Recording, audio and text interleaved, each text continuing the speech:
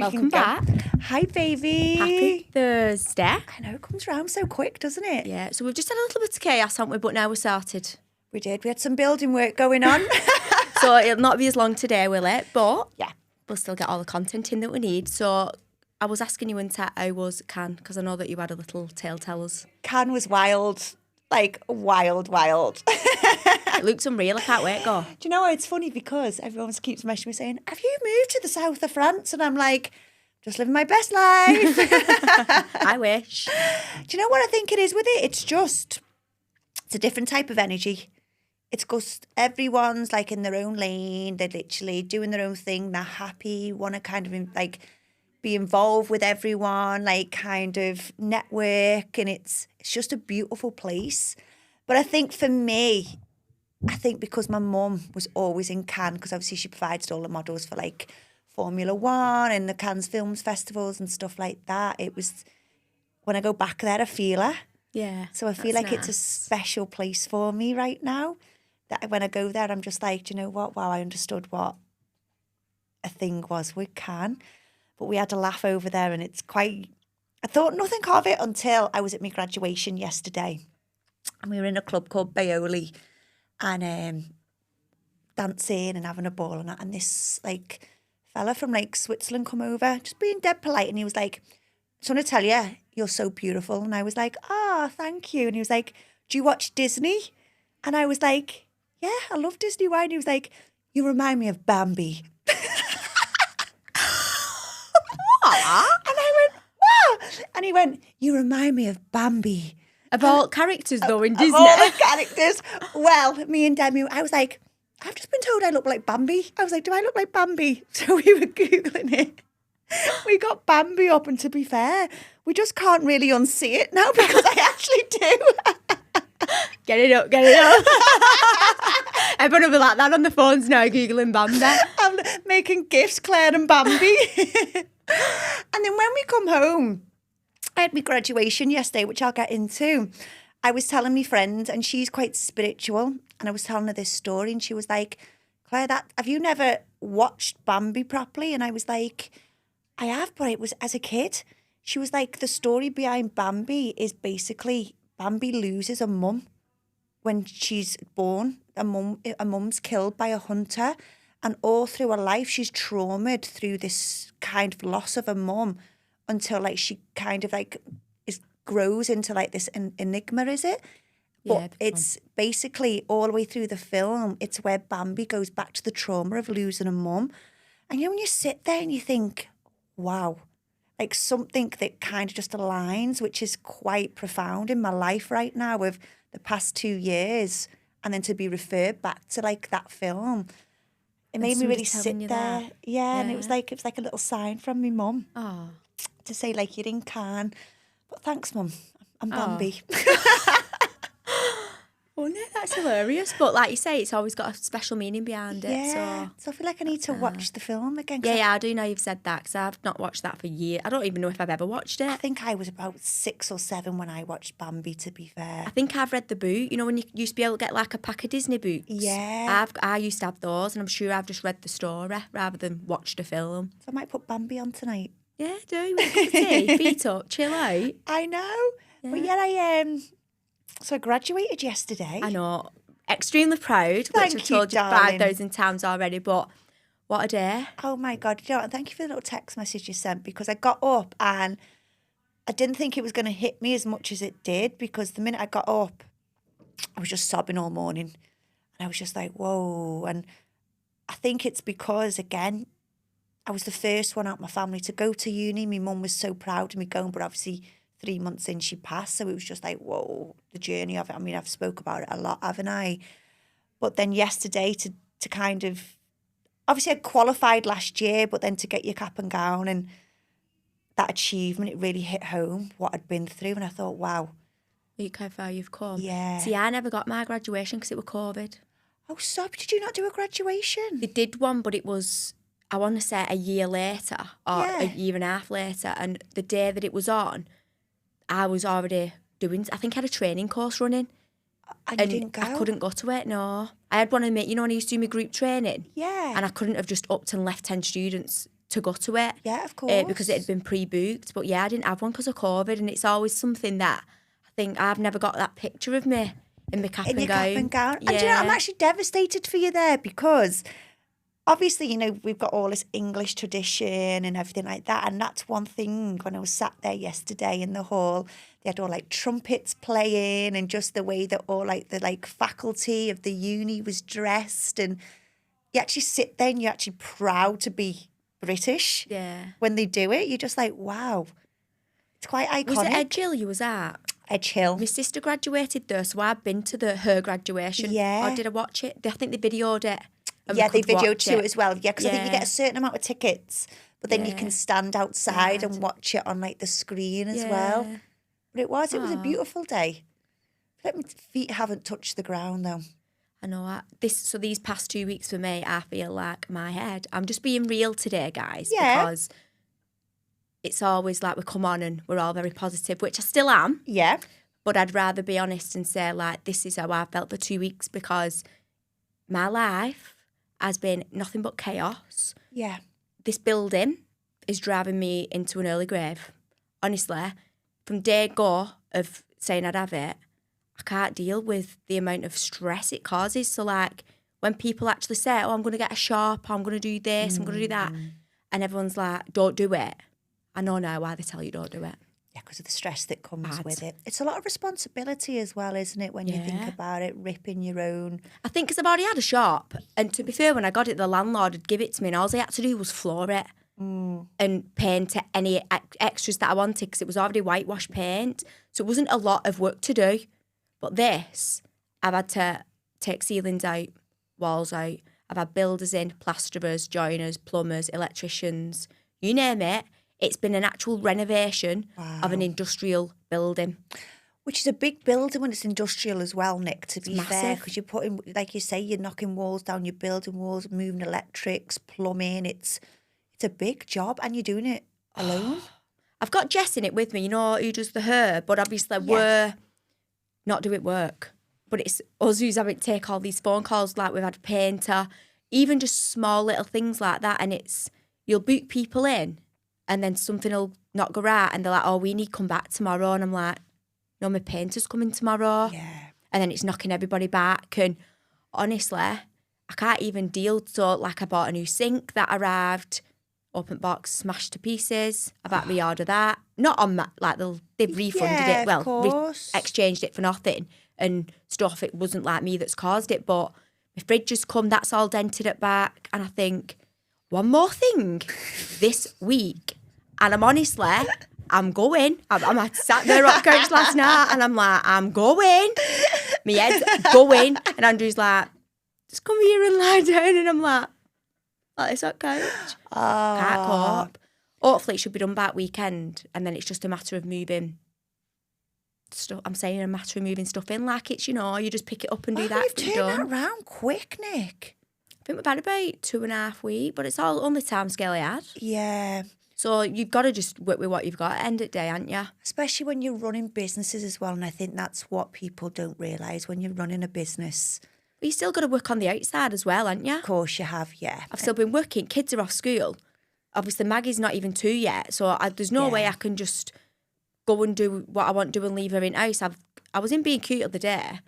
If anyone saw me in Being Cute the other day, actually, I apologise now because I had Maggie under my arm, got a Job running riot. It picks everything up. All I just wanted was some paint. And I was like, oh, get me out. I can't go. It's hard. It's literally, especially summer holidays at the moment, because all I've heard off out of Cody is, you said I could have a lie-in. Yes, lad, but not every single morning. I've got to work as well. I know. And it's hard because now you're juggling summer holidays, the business, having a life, the house, and it's just non-stop. So I feel bad because I'm dragging him everywhere with me and he's like, but Mum, it's me summer holidays. But when you're still having to take a business over. You can't have a day off, can you? No. I feel like that though with Maggie. I feel like, should I just take it play centre and let her run riot and get some admin stuff done? Yeah. But she doesn't just play. She's a bulldozer, so I've got to go in and be like, don't do that. You can't do that. You can't. And it's not a break. Yeah. So I'd rather be at home knowing she's in her own surroundings, not harming anybody else's kids, why I get stuff done that way. But then I'm like, I need to get out this house. Because is Andrew quite hands-on? Oh, yeah, he's an amazing dad. Like, Yeah. her Maggie is more a dad's girl than she is Matt, like a mummy's girl, but he's at work.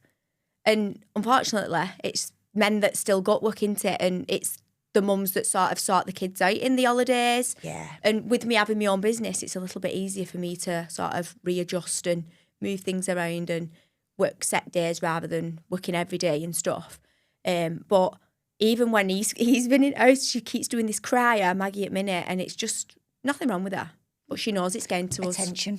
Yeah. And I'm like, please. I'm begging you, stop doing that. Give me a minute, please.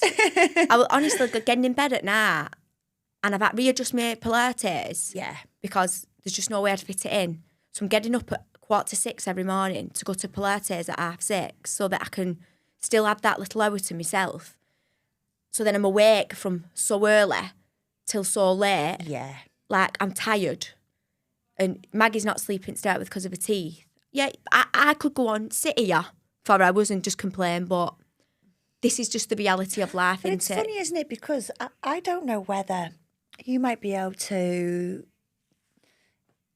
say that you're the same or what. Before COVID, I could run the business like clockwork and adjust to life like clockwork. But I don't know what it is nowadays. Like, I can feel anxious with it. It's not as easy as what it used to be. Yeah, but I feel like that's because since COVID, obviously, everybody had to have some time out. Yeah. So then it was sort of rebuilding your business from scratch again, weren't it? So then I found that what once used to be plain sailing because you'd got so far with it, Yeah. then started from day one again. So like you've sort of got to build it, but like, I don't know. I feel like, because I've obviously had Maggie since and stuff, that has really, with it, not in an awful way, I love her to pieces, but that's really tipped my life upside down, as in routine-wise. And a lot of people out there who's probably got small children feel the same.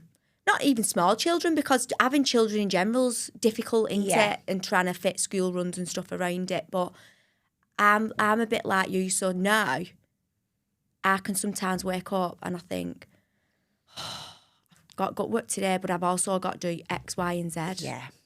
And then I think, I'll go to work. And while I'm at work, I'm thinking, what do I need to do when I leave here? Yeah. Instead of just being present and dealing with each thing one at a time, my mum runs away with me. Well, it's like today, even coming here, so obviously it's been manic, my life, the last couple of weeks. You know me with my OCD, but that OCD goes through to the business, it goes through to the life, it goes through. I even think I try to organise my friends. It's that bad at the minute, my OCD. So I've come here and I know my house is a shit tip. And I'm like that. I'm anxious about it because I know there's towels on the floor. I know there's washing out, there's pans out. Now, normally you go in my house and it's literally pristine. And it's just, I can feel everything's just like, woof, everywhere at the minute. I can't wait to get home to kind of make sure it's all sorted out.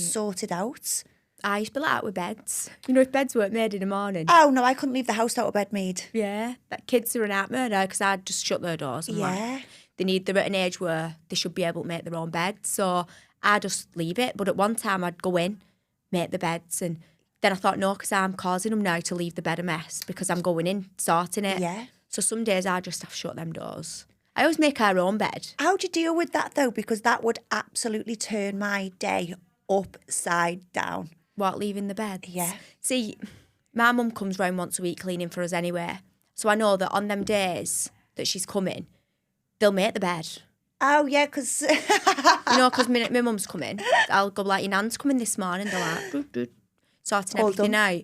But when it's just a normal day, they just leave it. But I've got that much other things going on in my brain at the minute that would just be at the bottom of my list. But if my life was quite calm, then I wouldn't probably leave them.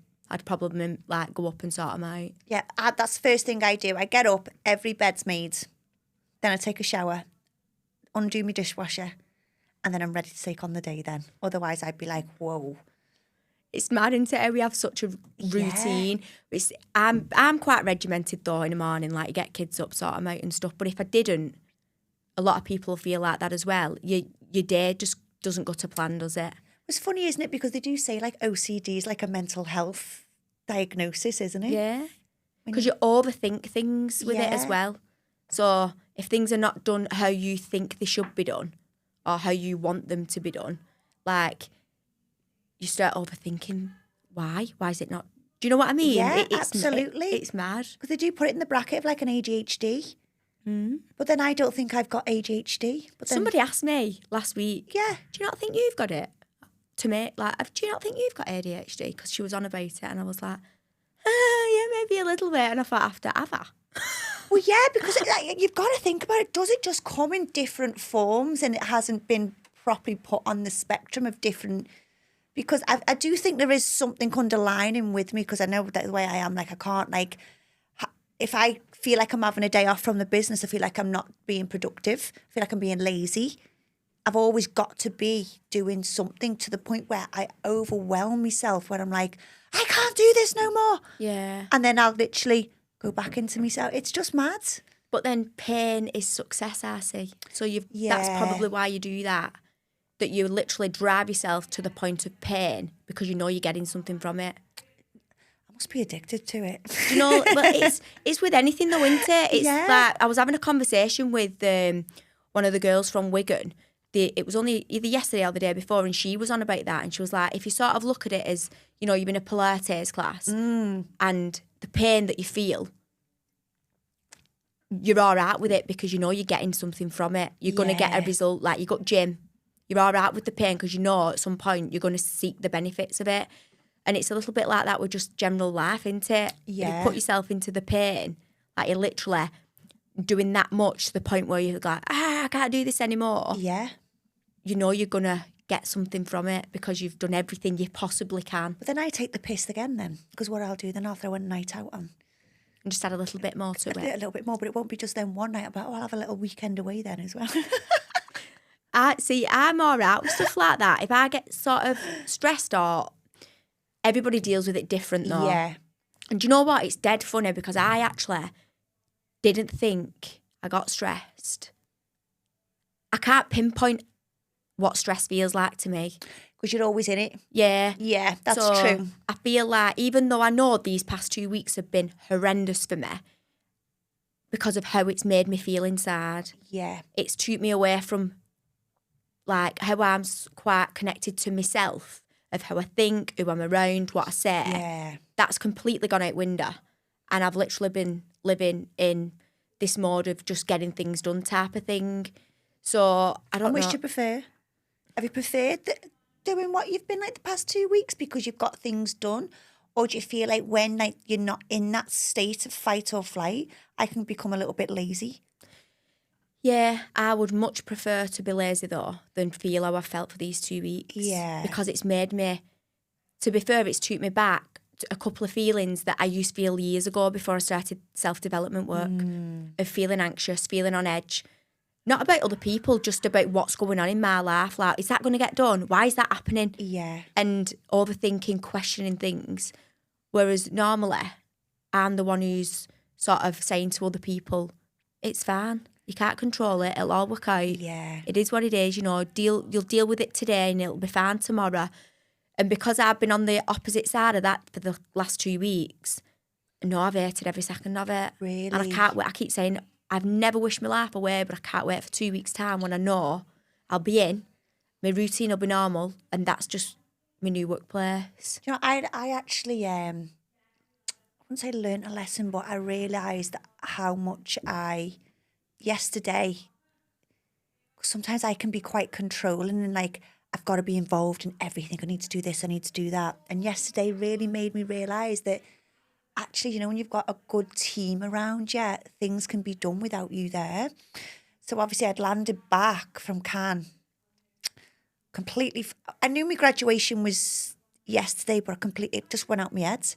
But what I'd also done as well is booked a meeting in with the supplier for Drippy, not realising that it was at 4:00, but my graduation was at 5. So I thought, well, that's fine. I'll just take my laptop to Edge Hill. I'll do the meeting there with the girls and the supplier. Got there and I had no signal whatsoever. I'd been logged out of Eurodam, Wi-Fi that goes around all the unis. Oh, yeah. Because obviously I've left now, obviously my account's thingy, so I couldn't get into it. Summer holidays, none of the management were there in Edghill to be able to give me a temporary login. So I just said to the girls, I said, I can't get in. I said, and they were like, don't worry, we'll handle it. I knew they had it all down to a T anyway. They knew what I wanted to ask and everything. And then I was just able to enjoy my graduation. And then when I come out, I had a voice note from them saying, this has been done, that's been done, it's gone. And everything was done so smoothly. And I was like, sometimes you've just got to let go, aren't you? Yeah. And let go of the control side of things.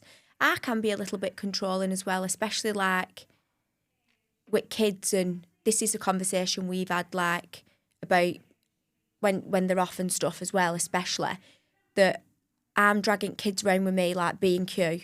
Yeah. Savoy Timber. Maggie's screaming. Job's pulling, like I said, pulling everything off, touching, walking around with worktops. 8-year-old like, I'm at it, put it down. And he'll pick something up, what's worth £5,000? Put it down. And people will probably be listening and laughing at that because that's just what kids do. But like, I've had to sort of understand that they're behaving like that because I'm expecting them to just come there with me. They don't want me there. That's not somewhere where a child wants to be in Savoy Timber. Yeah. So I've got to let go of the expectation of them behaving because I want them to behave, if that makes sense. So if I'd have took them to a play centre, I wouldn't have had any of that stress. You probably would have got more done. But I couldn't because I needed to go there. Yeah. But we expect them to behave a certain way in the places that we want them to behave. But they're just kids and they don't understand that, oh, well, my mum wants me to be good in here. Like, you know what I mean? They're just kids and they just want to do what they've got to do. But and I think what it is as well with today's society, we expect to just throw them, I call them electronic nannies, the iPads. That's what it is. It's just literally, we expect them to sit there with an iPad or the phone and then be quiet. And then we try and say to them, you've had enough of that now, give me your back. So decide when it's convenient for you, you'll give them the phone or you'll give them the iPad to be quiet around the dinner table. But then we say, oh, they're on the phone too much, they're on the iPad too much. But that's what we've created. Yeah, and they don't understand that, why, what am I doing wrong? Well, you've given it me. But I have noticed, though, just listening to Cody's phone when he's been in the car with me watching YouTube, some videos are quite deep. Like there was one, he was scrolling and it was about a daughter losing her dad and stuff like that. And I was like, how have you scrolled upon that, baby? But he was watching it, so subconsciously he was taking it in. They're just flicking through shorts and stuff all the time, Yeah. aren't they? Our job's same with these and the stuff they watch, but because it's connected to my YouTube on my phone, I'm Nicola Hot to subscribed to all these things that he's watching. So I keep going on and unsubscribing because it just comes up on mine, you know, when I go on. But some of the things that are on, I think, if they was to be, well, they don't realise that that's not real. Of course. So some of the things they watch and listen to, they then believe is to be real. And I'm like, lad, that's false. It's not, because it's on YouTube. And I'm like, no, lad, it's false. Yeah. It's so hard, isn't it? Because how do you keep them away from that as well? But I've been finding this when I've been scrolling, like sometimes now I don't know, is this video news article real or is it an AI video being created and tell them? Because there was one the other day of this ship. Did you see it? Where it knocking all them people and it was turning on its side. Yeah, with the big wave. Was that real or was that AI? No, that's hilarious because I did it to Andrew and I was sat on couch and I went, oh my God. I went, look at that. Yeah. And I'm like this and this boat's tipping, I'm at it. Oh, look at all them people. And he went, no, that's AI. I was like, how do you know? And he went, not when people had moved. If you actually watch it, the boat's tipping and the waves going and all people are still just stood there like that. Well, it was like a huge tsunami. It was coming at the boat.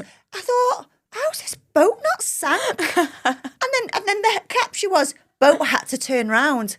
I was like, what? They're funny, aren't they? Yeah, and I was thinking, whoa, but that's what you're being programmed to watch constantly. I was thinking, I don't believe what's real and what's not now because social media's become that far-fetched. Yeah. This is why these sort of things, podcasting that we do, is Yeah. such a good thing for people to listen to because they know that you're genuine people who's speaking. Yeah. Whereas these videos online, it could be someone speaking, but did you not see do you watch Molly-Mae or anything? Which one? So just a general YouTube. So I obviously do YouTube, so I watch it. Yeah, no, I don't watch it. I'll have to start watching her a little bit. She is really good. So Is the she other back day, with Tommy now? yeah, they're back together now, Yeah. yeah. And she posted a video the other day, and on it she's saying there's a TikTok going round of some sort of perfume that AI's made, saying it's Molly-Mae speaking, saying, oh, you know, this is my favourite perfume, and loads of people's been out and bought this perfume. And she's like, on her actual YouTube, she says, that's not my favourite perfume. That's not even me on the video. It's AI what's made it. Wow. So like you could get a video of Molly-Mae saying, oh, I've been over to Unique America and had my Botox, you know, that type of stuff. And then people would be like, boom, she's been there, but she's That's actually really not. dangerous. I know. But then a YouTube's so real because it's actually her that's speaking and editing it and stuff. Yeah. I mean, that don't you get can me wrong. see I it. do love a bit of chat GPT. I think it's just genius. But I think, how far are we going to allow this to become? It's like robotic, isn't it? Well, absolutely. Because if you think for our kids in like 10 to 15 years, what is it going to be like? Honestly, the thought of that for me, I just think, I don't know where, it's like you have to sort of cut social media out now while they're little, Yeah. or the future for them is just going to be tech, innit? Yeah. Then don't you think, where does it come from government where they say enough's enough? I know. Because it is going to it is going to become a point where humans, there's no work for them because everything's being done online and It's bad, isn't it? And like, to be fair, the kids now, like Frankie's 15 and she leaves next year and she's no idea what she wants to do. And like my dad's actually keeps saying to her, go into tech yeah. because that's what's going to be the future.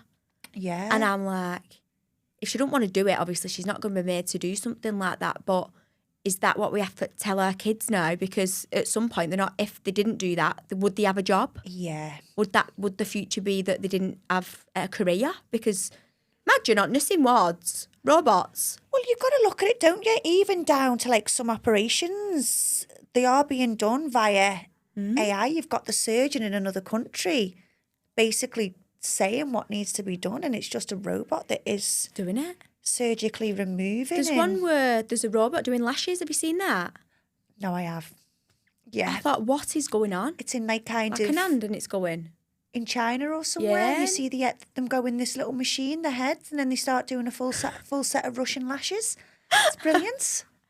I mean, if you're in a rush, perfect. I'm But telling you what, I bet you they look perfect as well. one of them when you don't want to talk to anyone, I'll just go and get my lashes done at machine instead. You'd never You have can to worry switch about it. the lash tech being on holiday, like, would you? Would you? It's crazy, isn't it? What this world's coming to. I've seen the one as well where they paint the nails. Yeah. That's another one which Yeah. is being done. But this is the problem, isn't it? You've got people who work hard at them.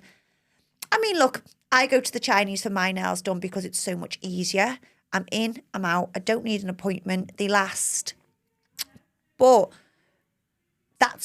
then the girls who used to do all the acrylics and everything like that, they are probably losing out because I haven't got time to go and sit there for 2 hours no more or make an appointment because I don't know when I can and can't get there. Yeah. So that must have had a huge impact on people as well. Yeah, definitely. I mean, I've just recently started going back to one of the girls by me for gel. Yeah.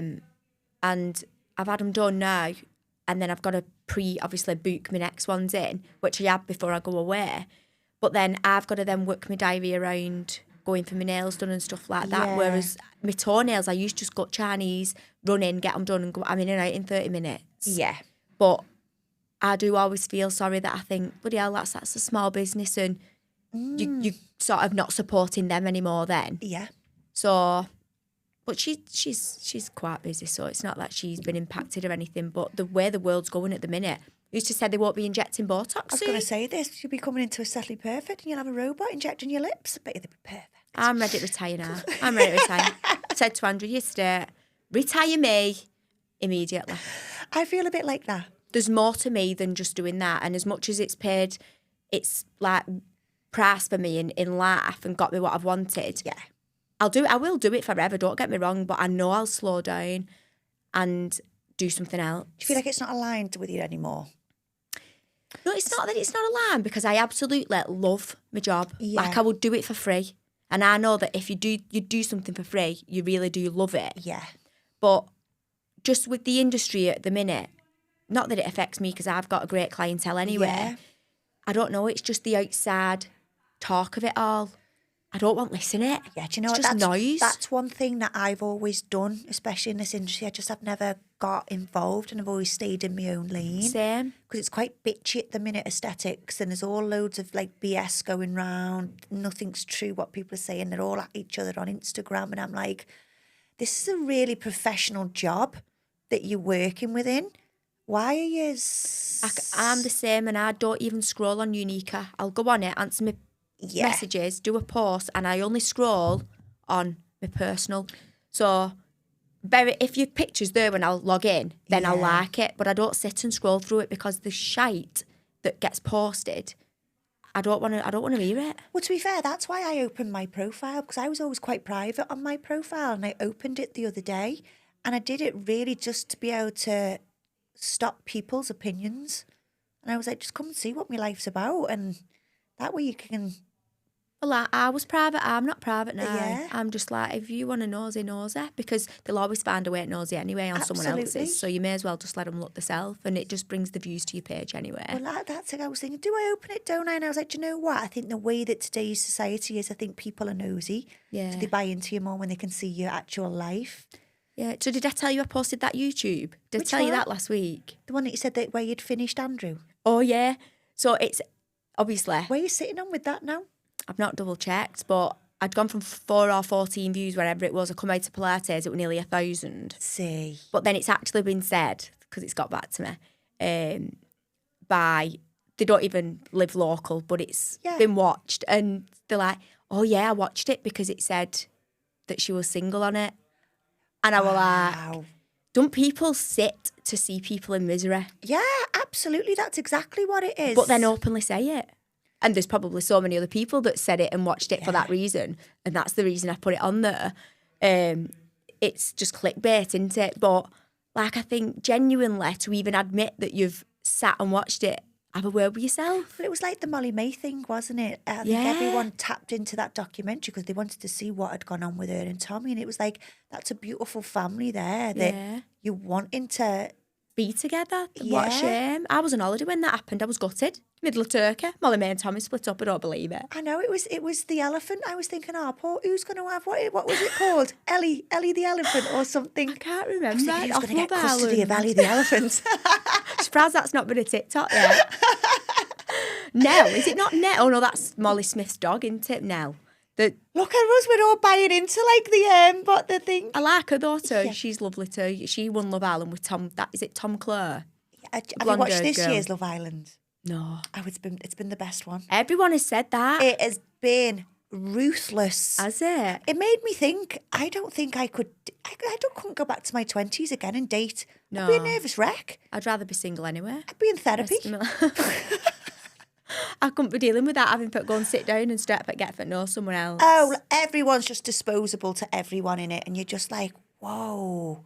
It's mad, isn't it? Yeah. But there's been two in them. Harry and Helena. Oh, they've been great. You can see they're both as narcissistic as each other. They just are ruthless with each other, but they just align back together because they just love the toxicity of it. Like attracts like. Yeah, absolutely. So that'll be why they'll keep attracting back, won't they? So I've missed a few, but the American that's in it, oh, she's absolutely hysterical. So someone sent me a clip of it the other day, and she's a typical, like, everything's like, why have you done that? Why have you done this? Why have you done that? Anyway, the guy who she was with went with someone else, gone back to her, but then he's in the bathroom flossing with the ex-girl, and she was like, you can't floss alone. Too much. I was thinking, wow, you can't literally, I couldn't even bring myself to say it, but like they're just like, wow, you can't floss alone. And you're just like, wow. Have a word. Crank. There's a lot of people like that in the world though, isn't there? Yeah. I think I'm just too laid back. I've learned to be, you've got to be, because otherwise you've got to protect yourself. Protect yourself. Don't put yourself out there too vulnerable, because when shit hits the fan, you've got control over it, haven't you? That's so true. Very, very true when you think about it. You just got to let them be. Let him. Mel Robbins, woman. Well, I love you. I know, you too. And I can't wait for next week. Because then obviously we'll be open then, the shop. Yes, we'll be open. I won't be trying to fit backwashes into cars and all that rigmarole. Actually, dead quick before we go, that's a dead hilarious story. Yeah. Me and Jess was trying to fit this ceramic backwash into the back of my car last week. And obviously the head of it's ceramic, base of it was plastic. So I was like, right, I'll get this section and you get that. And we're hooching it up. And I could hear this wolf whistling going on. And I thought, they're winding me up. Anyway, carried on got the chairs in, come back to this backwash, the heaviest bit. And I'm hooching it up. And I couldn't get it high enough to get it in the boot. So we had to keep putting it back down. I was sweating. My hair were like I'd put my finger in plug socket. And Jess was like tittering to herself. She was like, because my face was just fuming because I could hear this whistling. Anyway, picks it up, goes like that again. And it did it again. So I went, instead of fucking whistling, why don't you come and fucking help us? She started laughing. She went, it's my fucking neighbour's parrot in back garden. I was crying. I was howling. I couldn't lift it up. I didn't put it down. I'm going to break it. She said I knew there was something wrong with my face. Every time it went off, I would get more and more angry. And then I just flipped.